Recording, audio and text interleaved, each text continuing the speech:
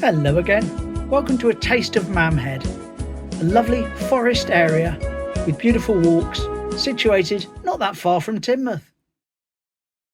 Starting off with the Teen Bean coffee shop, we'll enjoy the views from the famous viewpoint looking out onto the ex-estuary. We'll take a closer look at the historic obelisk and learn a little bit about Mamhead House along the way. Hope you enjoy. Here we go. So here we are, Mamhead. Kind of like a park, a forest walk. Lots to do, lots to see, and why not?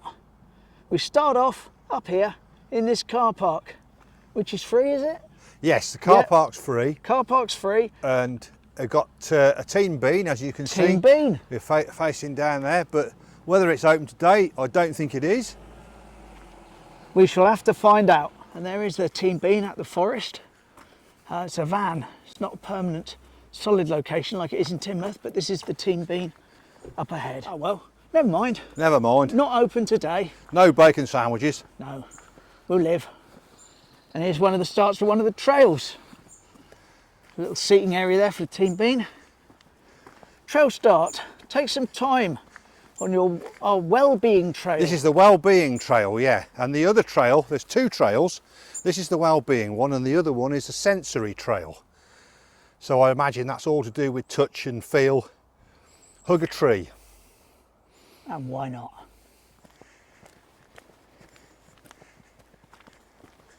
Some very nice little picnic benches there, as you can see.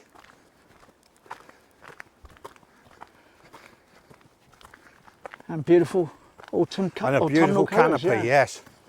Absolutely. Looking at this wall, all part of the old Mamhead estate. Absolutely beautiful. It's been here for a long time. Carrying on all the way along here, down alongside the path. All the vegetation growing out of it and the trees. Absolutely gorgeous. The sun coming through the canopy. Here we go on the mindful trail. Move mindfully, find what feels good. Being active in forest has many active health effects, etc, etc, etc. Lovely. I think it's just beautiful to be out here in the fresh air. There's that wall again, a better shot of it this time. Less stuff in the way. But what a nice refreshing place to go for a walk. Of course you can bring your dog as well. No Absolutely. issues with that. And this is all hard standing what we're on now. So it's ideal for people with wheelchairs and pushchairs. Yep, quite solid. As you can see in front, are good for dog walkers.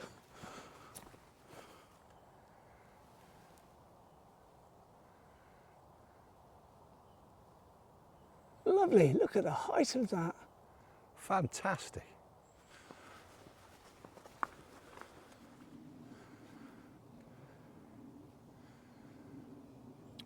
Or you could even make a video. Right, so we're coming up now towards the observation part, which looks out, well, fantastic. Well, when we get there, let Andy tell you what we're looking at. But yes, this is the observation part 2 of the walk, as indicated earlier on. Yes. Here we go. Look at this as we approach. What a view. What a view. Ex Valley, Starcross down beautiful. There. Exmouth in the distance. What a view.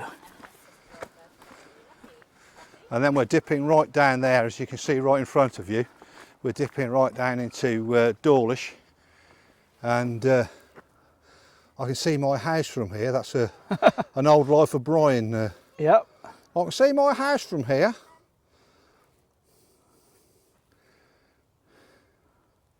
But you're curling right the way around there and looking right round up into the ex-estuary. Absolutely fabulous. Just going to do a bit of a zoom in. I think that's Topsham down there. Yep. So, and then you're creeping back round, and then you're sort of coming right round over into Exmouth. And it's a little tad misty today. Here I go, off in the drone. There I am, there's Andy. Possibly my shortest flight ever. Why? Well, I got to here and it said maximum distance reached. Apparently I wasn't logged into the drone on my account. And I couldn't go any further than that or any higher really. So I was a bit stuck. I was very limited range. I'd been logged out and I couldn't log back in because I couldn't get it to connect to my phone. So I went over and saw the obelisk. Didn't do the flight around, the circled round I wanted to do.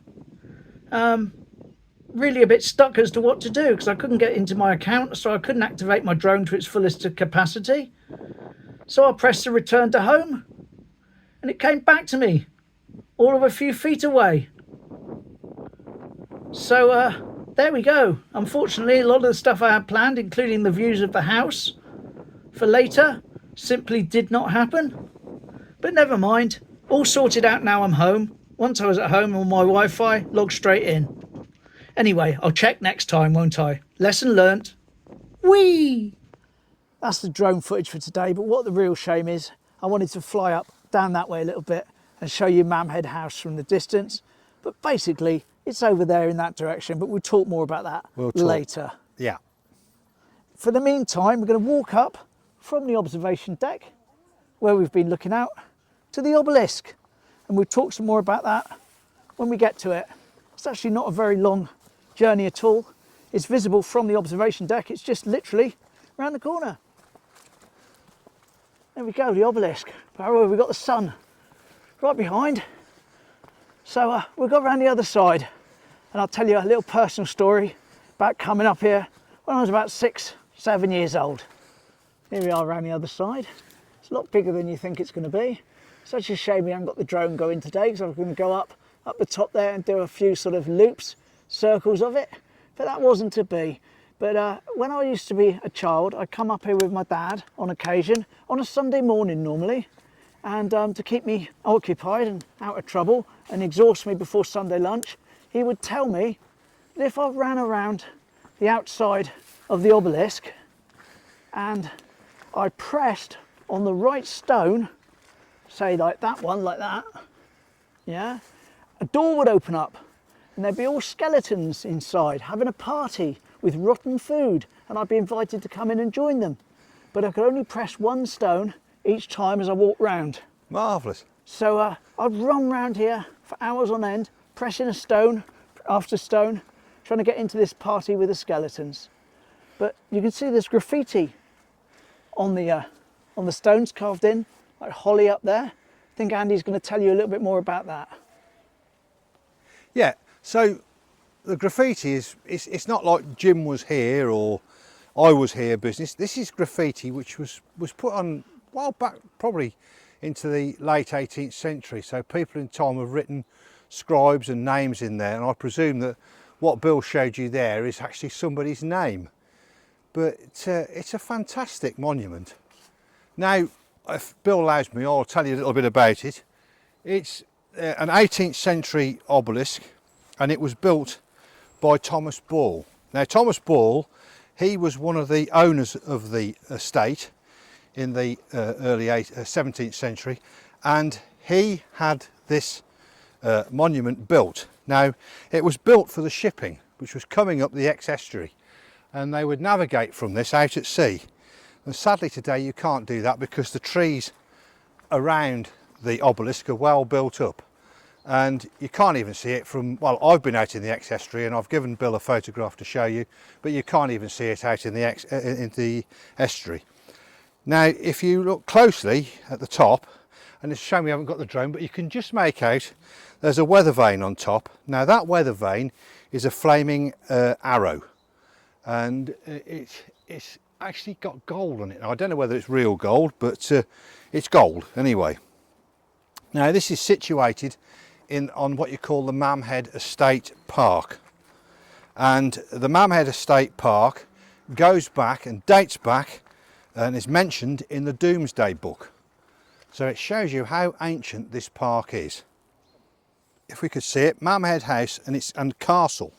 and it's one of the few houses that was designed and built with a castle. Now, it was designed by a chap called Anthony Slavin. Now, Slavin, a designer from the northeast of England, and this was his very, very first project, and he sort of designed into sort of Tudor houses, mock Tudor, but at the time he designed what I think is one of the most beautiful and elegant houses in this country.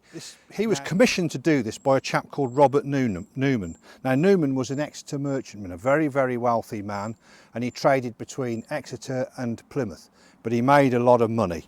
Now, it's a Grade 1 listed, and it's set on 164 acres on the slopes of the Holden Hills, and it has 16 bedrooms and 8 bathrooms, plus its own castle, as I've explained, and which is, well, it was used, I think, for stables and a residential block for, I presume, must have been the servants and waiters and whatever else that worked there.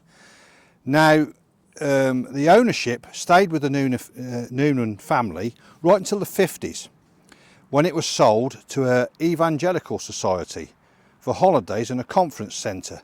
Now, that went on for a while, and then it went on then to become a school. And those of you that are familiar, probably come on holiday and came down from the A380 and driven past, might have seen a sign saying Dawlish College. And that's the entrance where Bill and I stopped this morning to take the photograph. Now, that was a school until the late 80s, and I believe it was 1989 when it was shut down. I think it became, first it was a boarding school, and then it became a special needs school. Now, the Forestry Commission then took it over in the 90s, and it was made into their head office, and that was for the whole of the country. And then after that, it was then back to a private residence, and a chap that bought it, his name, a very rich gentleman called Richard Fuller. Now, Fuller had an idea of having weddings and using it for different things for the famous, and one of the famous people that he had there and a wedding was Peter Andre. Andre's wedding was in 2015. Now, after this, Fuller got into trouble. Now, he took a lot of bookings for weddings here, but he fell into a financial pit. And actually, he collected the monies that these people had given him. And in one case, he got £22,000 off one person. He never paid them back a penny. So he basically became bankrupt, and the banks took over the sale of the property of the house. Now, the property of the house was put up for sale in 2019, and it was for a record in this country. It was put up for 10 million, making it the most expensive private residence in the UK. Now, this property was sold in 2020, and it was sold for just over 8 million. And it's sold to some people from the United States of America. So I don't know much more about it from here because the trail goes a little bit cold, but I still believe it's in their hands. Right, so you can see in the distance there through the trees, there's the obelisk, and there's the viewpoint where we looked at. Now, we could loop round there on the Sensory Trail, which is quite big, and I've walked that before with my family, but don't think we'll do that today. Just head back along to the truck, sorted. Yeah, definitely a nice place to come up for a walk though. Shame I couldn't get the footage I wanted from the drone to accompany the story about the house.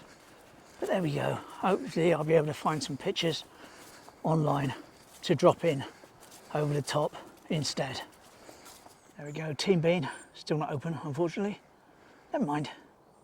Never mind. And so with that, we'll call it a day. That was our taste of Mamhead. Like I say, not quite the exact video I'd envisaged in my mind when I planned it out. But never mind, these things happen. It's just reality, isn't it? But that's more Wander today. So it's goodbye from me. And it's goodbye from him. Thank you very much indeed for joining us. Take care. Take Bye. care.